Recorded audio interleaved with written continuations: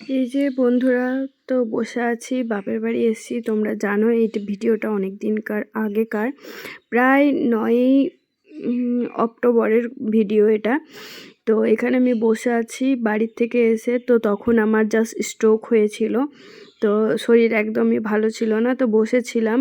কাল হচ্ছে বাবার বাৎসরিক কাজ। 1 বছর হয়ে গেল বাবা আমাদের মাঝে আর নেই। তো ভিডিওটা ভয়েস দিতেও খুব কষ্ট হচ্ছে, কিন্তু ভিডিওটা করেছিলাম। তো আমি আমার স্মৃতি হিসাবে ভিডিওটা তোমাদের সাথে শেয়ার করছি। তো আমার তখনও পর্যন্ত জ্বর ছিল। আর এদিকে আমাদের যেহেতু দোতলা বাড়ি হচ্ছে, তাই নিচে খাটটা মানে বাবার রুমের খাটটা ওপরের রুমে শিফট করা হচ্ছে। এখানে দেখতেই পাচ্ছ ভাই আছে, জামাইবউ আছে, আর আমার ছেলে নিচে বসে বসে খেলছে। যেহেতু আমার শরীর ভালো ছিল না, ও চুপচাপ গাড়ি নিয়ে খেলছে। তারপর খুব টায়ার্ড ছিলাম, তো আমি শুয়ে পড়েছি।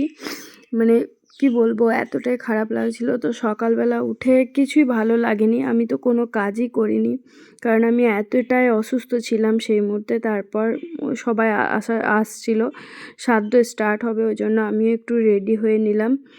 আর মানে কি বলবো, বুঝতেই পারছো, বাবা আমার কাছে এক অমূল্য রত্ন ছিল।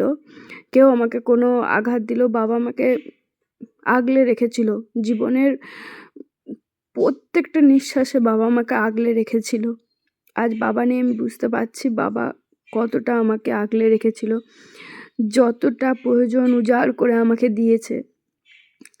মেয়েরা বলে যে বাবার বাড়ির কোনো অস্তিত্ব থাকে না, কিন্তু আমার বাবা যখনই আমার প্রয়োজন হয়েছে, আমি আমার বাবাকে সবসময় আমার পাশে পেয়েছি।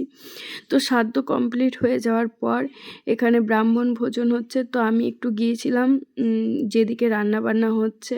তো এখানে রান্নাবান্না হয়েছে, দেখো ভাত আর একটা নানপুরি টাইপের হয়েছিল, ডাল, আলু পোস্ত, শুক্তো, ছানার কোপ্তা, এসব হয়েছিল।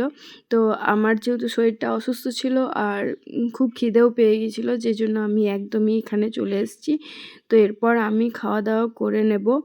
আর এদিকে দেখতেই পাচ্ছ ভাজাভাজি চলছে।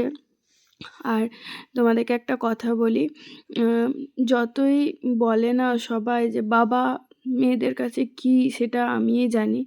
আমার কাছে আমার বাবা ছিল এক মানে অমূল্য রত্ন, যেটা আমি হারিয়ে ফেলেছি। আমার দুর্ভাগ্য যে আমি হারিয়ে ফেলেছি বাবাকে। তো বাবা যেখানে আছে আমার সাথে আছে, আমার পাশে আছে। বাবা যেখানেই থাকুক, ভালো থাকুক, এইটাই চাই।